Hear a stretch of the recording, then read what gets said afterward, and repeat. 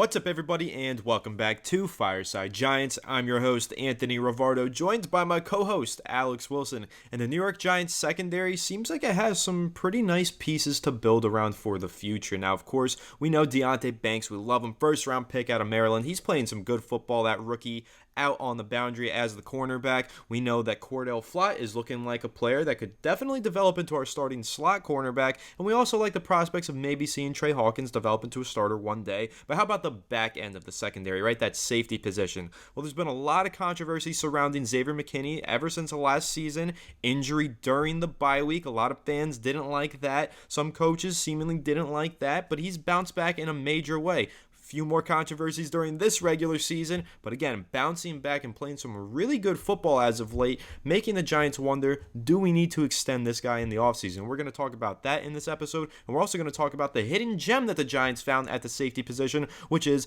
Jaylen Hyatt. And I really like the way that he's played this season. He's a player that the Giants got claimed off of waivers from the New York Jets, and Hyatt has been really an underrated piece of this New York Giants defense, playing a lot of deep safety, moving into the box rather frequently. Of course, highlight of the season is that pick six or 100 yards that he had against the Miami Dolphins, but he's made a lot of other crucial plays. So the Giants seemingly building a pretty solid safety tandem if they continue to build around these two guys, but whether or not they should is kind of the question. Do they extend Xavier McKenna? What does the future hold for Jaylen Hyatt? Those are the things we're going to be discussing in today's episode. But before we dive into all that, make sure to leave a like if you do enjoy this episode. Subscribe to the channel if you're new. Ring the bell so you don't miss an episode, and comment your thoughts on the topic down in the comment section. If you're listening on Apple or Spotify, please make sure to leave us a 5-star review. Go ahead and follow us on all of our social media channels at Fireside Giants. But without further ado, Alex, how are you doing today, my friend? And how are you feeling about the Giants safety tandem?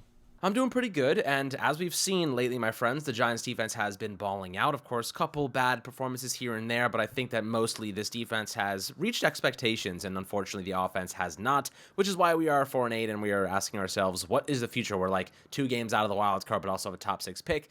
Life of a Giants fan could not get any crazier, but I do want to talk about these safeties today. Jaylen Hyatt has been really good, and he's actually been one of our more surprising developmental players that, we scooped off after the Jets waived him back in 2021, landed with the Giants, had a couple of good games, and the Giants this past training camp were like, we like this kid a lot. That was part of the reason why they let Julian Love go in free agency, who's been really inconsistent this year with the Seattle Seahawks. But, you look at Hyatt and what he's been able to accomplish. It's kind of funny because the Jets are just in this perennial, we need a free safety, our strong safety's inconsistent. They have Jordan Whitehead and like Ashton Davis and like Tony Adams, like some random guys. Jordan Whitehead was good with the Bucks, but has also been a little bit inconsistent at times. Decent player, but you look at what the Giants have now in terms of getting a really cheap alternative. I think Hyatt is making $940K this year, which is really, really low. Really good price for the Giants for a starting free safety who's by all accounts playing exceptional football. And then you ask yourself, what does the future look like for Hyatt and Xavier McKenna? Hyatt has 1 year more under contract at $1 million. So he is really cheap for next season, have that free safety position locked up. I actually wouldn't even bat an eye at maybe considering extending him this offseason. Getting him at a relative cheap price. I don't think he's going to get top safety money by any means, but $4 or $5 million, I feel like that's doable for Jaylen Hyatt. I feel like that may be something that he would consider. Maybe like a 3-year, $15 million deal. I don't know what you think about that, but his development in this system has been really, really solid. I like him. He's an energizer. He's healthy, knock on wood. I feel like he's a consistent player for us, and I think that we should be keeping and staying loyal to those type of guys instead of going and trying to, as you saw like Joe Shane say, when you bring in new guys into your organization, you also bring their personalities with them, and sometimes they don't go very well with the other players or what you're trying to build. That was a big reason why they brought in Bobby Okereke, and we spoke to Bobby Okereke. If you guys watched the interview a couple months ago, he's a great guy, like just an exceptional human being. So looking at what the Giants are bringing in, it's when you face adversity and challenges that you see those personalities, you see those characters really blossom and showcase what their true colors are. And, Okereke in a bad season is having one of his best years, and he's playing through injury, and he's playing through adversity. And I think that's warranted, warrants some legitimate respect. Pinnock, same thing. McKinney has taken a lot of criticism, including from myself, over the last couple weeks. And you know what? He's balling out, and he's proven himself, and he's showcasing. And I said he's got a lot of football left to prove his worth, and he's doing it, man. He's showcasing why the Giants should potentially extend him, if not definitely extend him. I think a lot of people right now are saying to themselves, we should keep Xavier McKinney. And I think you were someone that was heavily advocating for the fact that maybe we should keep him around. So, what are you thinking now? Having put together some really solid performances, had a really excellent game this past week. Obviously touch on Pinnock as well, and his performance this season, and we'll talk about those guys being a dynamic duo, someone that the Giants should keep together instead of split apart as the years go by. Yeah, I like the idea of keeping them together and making them a dynamic duo, but I will say I think the future of Xavier McKinney is in some ways tied to the future of Saquon Barkley. Now, that might surprise some people to hear, but the Giants only have one franchise tag to give out each offseason, and if they're not able to come to terms on an agreement long-term with Saquon Barkley, I think they're going to franchise tag him once again, and then they would have to come to a long-term agreement with Xavier McKinney. And honestly, I don't know if they're quite there yet. They might be looking at McKinney as a potential franchise tag candidate. However, Saquon Barkley is also a franchise tag candidate. So what happens with Barkley? We know that Joe Schoen spoke during the bye week, during this week, and mentioned that Saquon Barkley is a player they never even explored trading. They didn't take calls on him. They had no interest in moving him because he's such a crucial part of this team, and they wanted to get a long-term deal done but were unsuccessful. So does that mean that in the offseason he's going to make sure that they get a long-term deal done with Saquon Barkley? It could mean that, and then that would open up the avenue to place a franchise tag on Xavier McKinney. However, if the Giants don't get that deal done with Saquon Barkley and we go into this offseason expecting them to do it, and once again they fail like last offseason, then they might have to franchise tag him or move on from him via trade through the franchise tag, whatever. And then that leaves Xavier McKinney as a player who needs to be extended, or you have to let him walk in free agency. So it's a little bit of a tricky situation there for the New York Giants, where they kind of have to pick their poison in terms of how they want to use the franchise tag. Now, of course, there is the possibility that they sign Saquon long-term, then they sign Xavier McKinney long-term.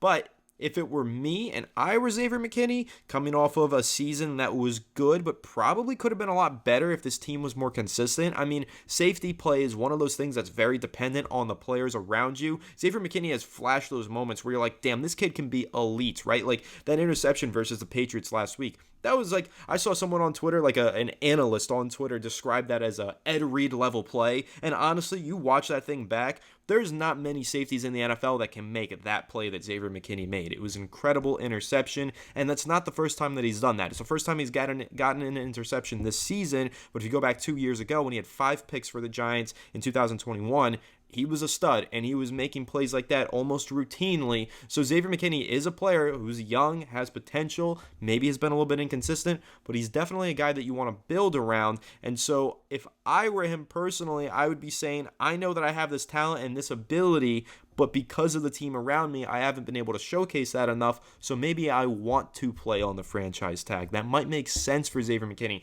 Very seldom is there an opportunity where playing on the franchise tag makes sense for a player, more so than it makes sense for a team. But for Xavier McKinney, it makes sense because it pretty much gives him a 1-year, fully guaranteed contract to prove himself and raise his wages for the full long-term contract the next offseason. So I think it'll be interesting to see how Xavier McKinney approaches his free agency, how the Giants approach the fact that Xavier McKinney is a free agent, and see where they meet in the middle here, because I think that there's probably interest on both sides to get a deal done. But again, McKinney probably isn't going to get the top of the safety market money that he wants, but maybe he's deserving of because of his talent. However, he just hasn't reached that full potential because the New York Giants, for the last entirety of his career, have really been a bad football team for the most part. So I think that there's an argument to make where playing on the franchise tag makes more sense for Xavier McKinney than it makes for the Giants to place a franchise tag on him. So I think it'll be interesting, again, to see how he approaches it. And if they do place him on the franchise tag,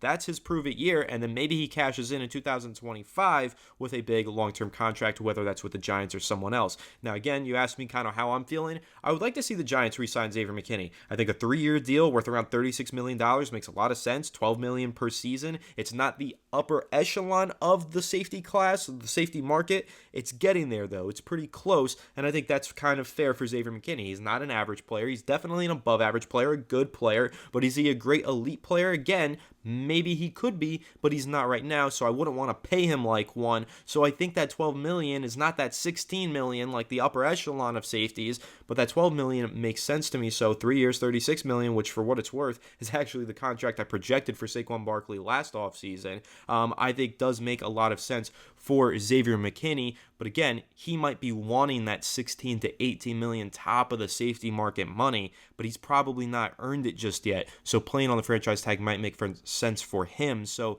Alex, I'm curious to know your thoughts on that. Franchise tagging Xavier McKinney, is it a good idea for the Giants? And is it an even better one for Xavier McKinney?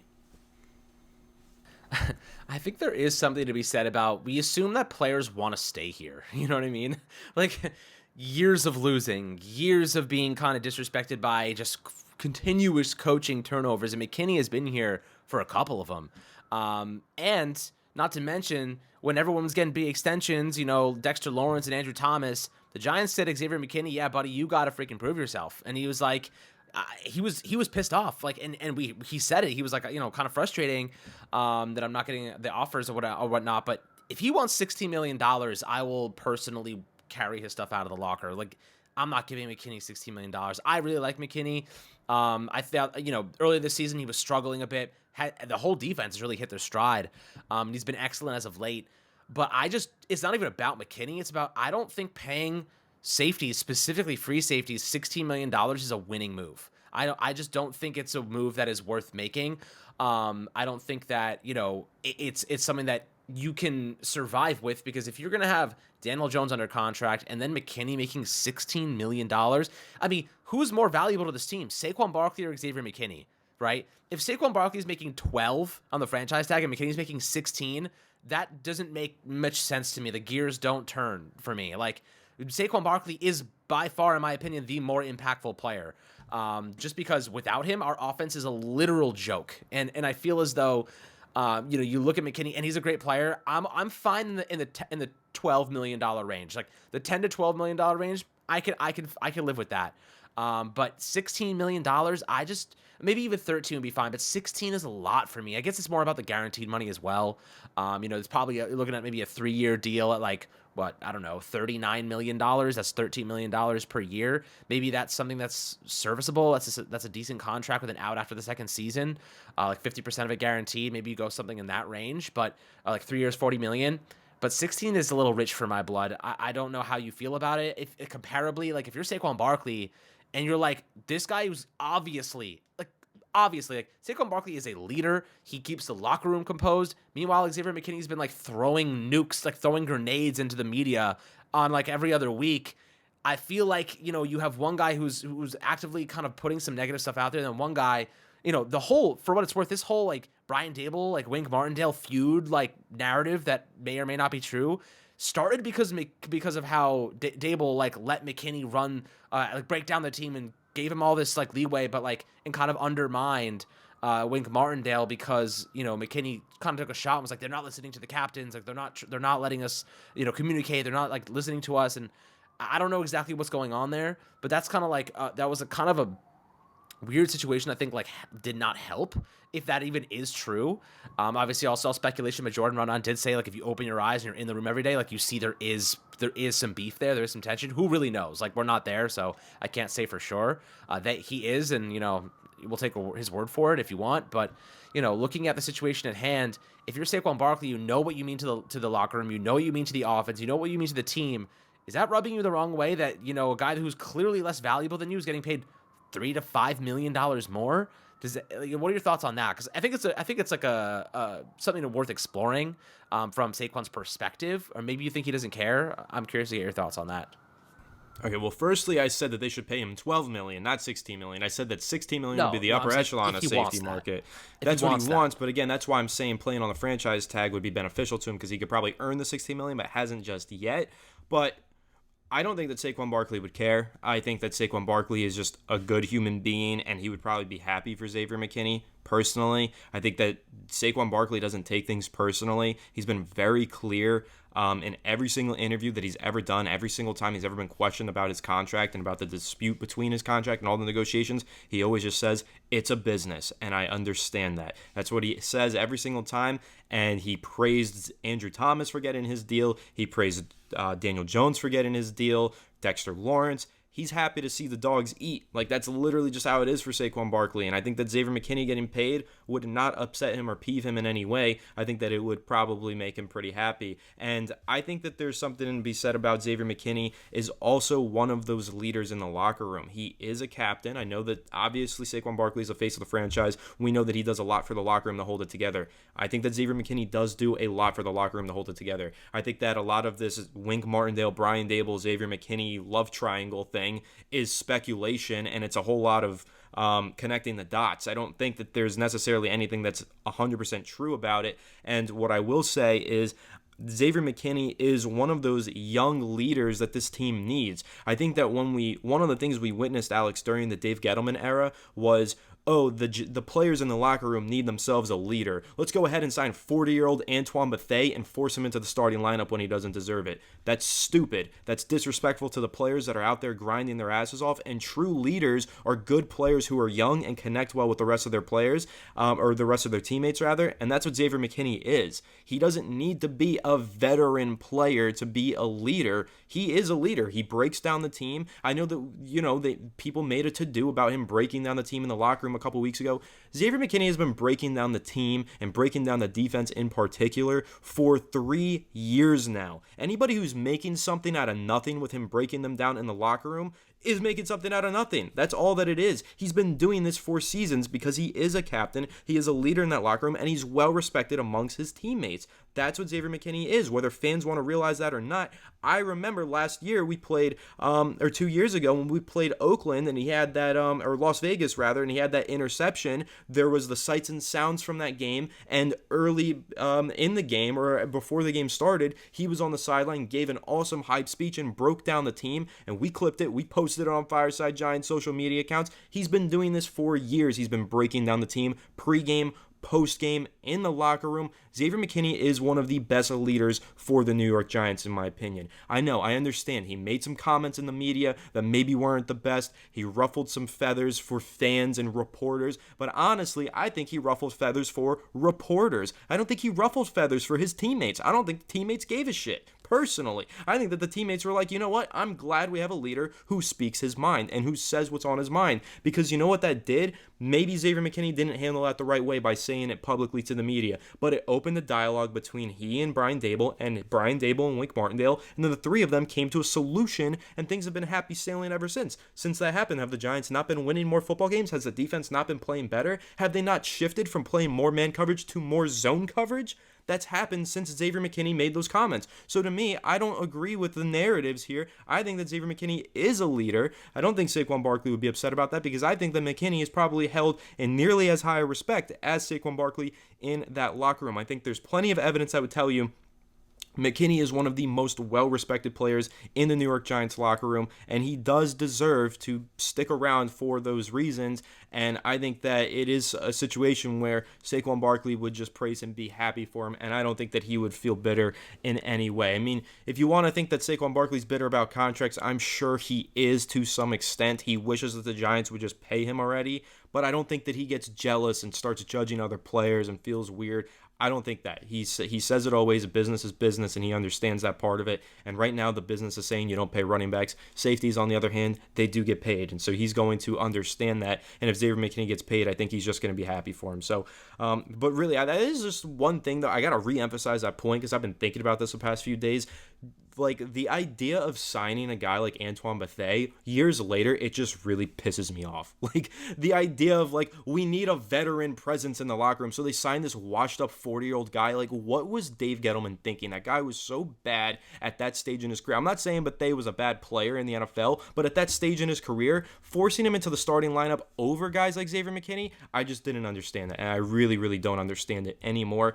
Xavier McKinney is young. Yes, he needs to mature a little bit more. He is a leader, though. Sometimes it's good to have vocal, younger players, young voices who are leaders. You don't have to be old to be a leader, and he truly is a leader in that New York Giants locker room, and I think he's one that you take a look at guys like Deonte Banks. Does Deonte Banks want to sit there and get lectured by a 40-year-old man in Antoine Bethea or a player like that? Absolutely not. He wants to talk to and kick it with a guy like Xavier McKinney and hear from him and understand his perspective on things because it's far more relatable. That's a true leader in the New York Giants modern day locker room, in my opinion. So I think that Xavier McKinney holds a lot of value to this team. I think he's a good player, and I would like to see him get extended. Now, Jason Pinnock, another player that I think is a leader and a player who's been playing really well. So, Alex, I'm going to toss it back to you. I know that you want to talk about Jason Pinnock. You're really high on him and the way that he's played this season. How are you feeling about him? And I imagine you agree he's a player that the Giants need to keep around and build around for the next several seasons.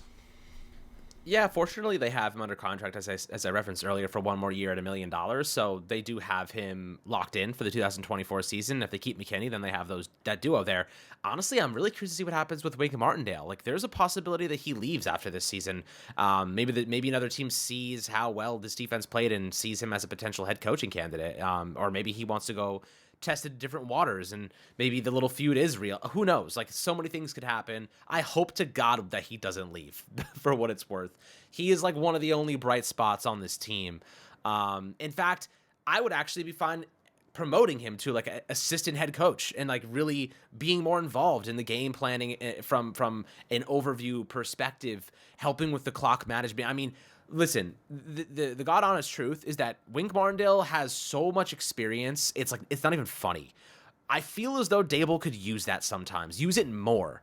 And sometimes I feel like Dable, and I like Dable, and I think that, he is the guy for us, at least for next season. Sometimes I feel like he's in over his head. Sometimes I feel like the decision-making is not there. The timeout usage is poor, and maybe you need a quality control coach. Maybe you need Wink Martindale more involved in that way. He's always so composed. You ever see Dayball and like he's just freaking out with emotion, and Martindale's sitting there like calm as a cucumber, like does not even react. And maybe he needs that presence, to help him in some way. Maybe he is helping him in that way, and we just don't know it. But I feel as though losing Wink would be devastating, mainly because that defense is the only reason that we even watch this team right now. I mean, like, we're watching because we're like diehard Giants fans, but if the defense was as bad as the offense, I don't think I could bear to stand it. I don't think I could stand watching this team. Watching these guys ball out, watching Dexter Lawrence, watching the growth of Kayvon Thibodeau, watching Micah McFadden and Bobby Okereke and Deonte Banks, like, that's what makes this team fun right now for me. The Tommy DeVito situation is exciting, and it's kind of like really what it is. It's like glossing over a bad season, and we just, found a narrative to enjoy in the meantime while we kind of wait for things to just finish off, and maybe we do make a run at the playoffs. It's totally possible. But the chances are unlikely. Is just from a logical standpoint. I feel as though, we have a difficult schedule coming up. We have the Eagles twice and whatnot, and the Green Bay Packers are not a bad team. So we'll see. Maybe we sneak a couple wins in there, but finding a little bit of positivity is never a bad thing in a lost season. We're really freaking good at it now, right, Anthony? We're really good at finding positives in a bad season. We're talking about Jason Pinnock right now, for God's sakes. Like, we're trying to find things to discuss that like brings us some sort of joy, and most of it comes on the defensive side. But however, I do want to reference one really big offensive positive from last week, and that's Jaylen Hyatt. So Jaylen Hyatt won the Rookie of the Week award this weekend.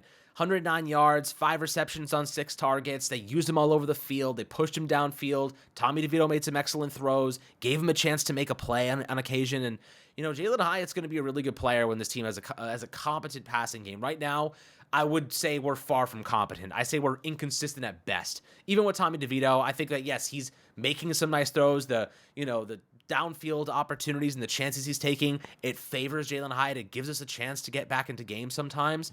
But we're far from competent, my friends. We need something. We need an absolute miracle next year to get back on track offensively. Don't know how it's going to happen.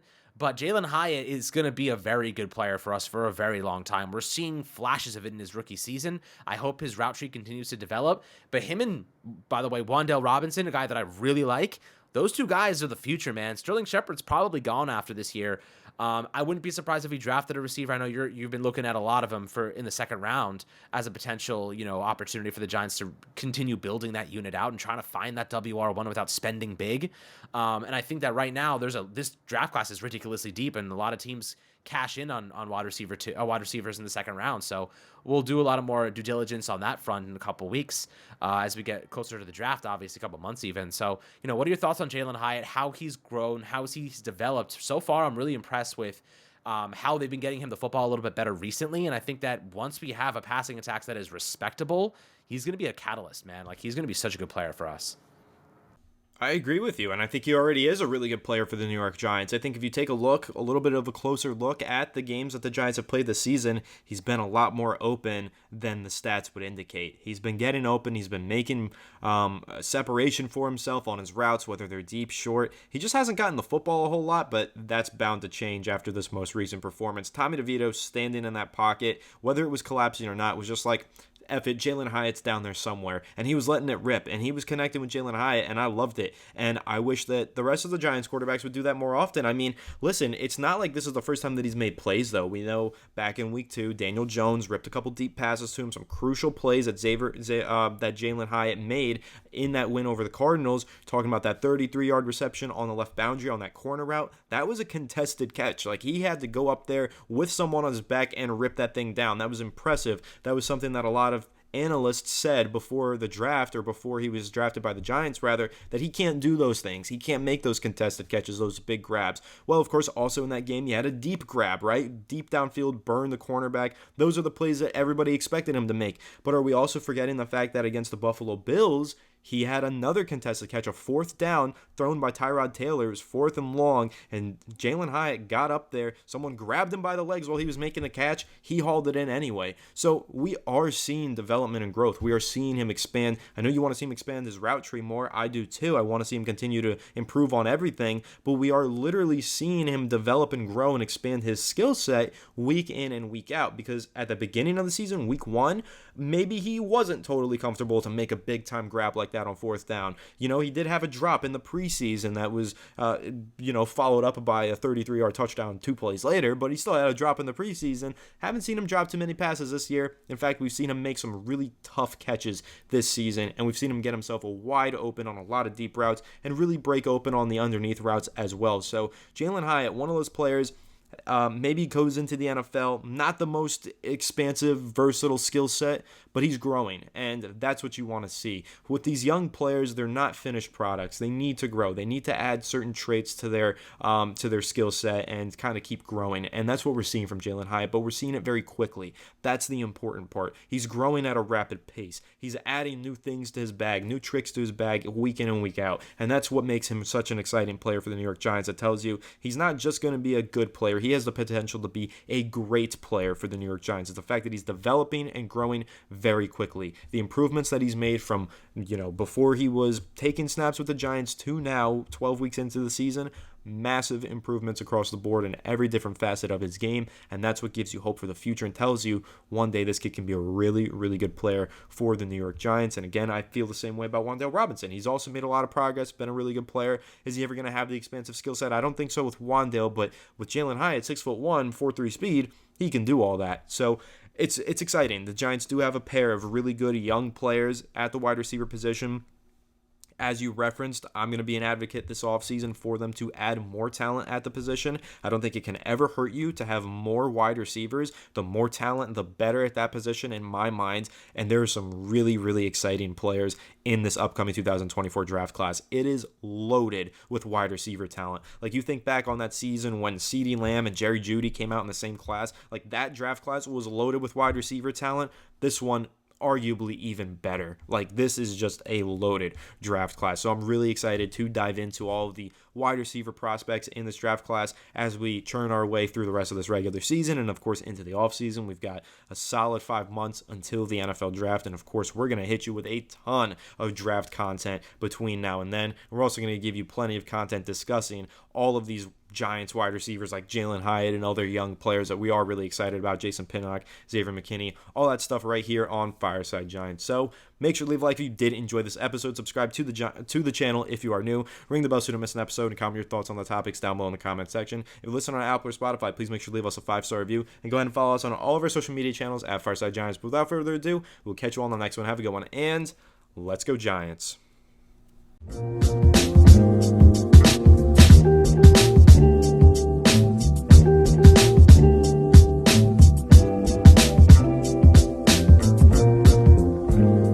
TVSO.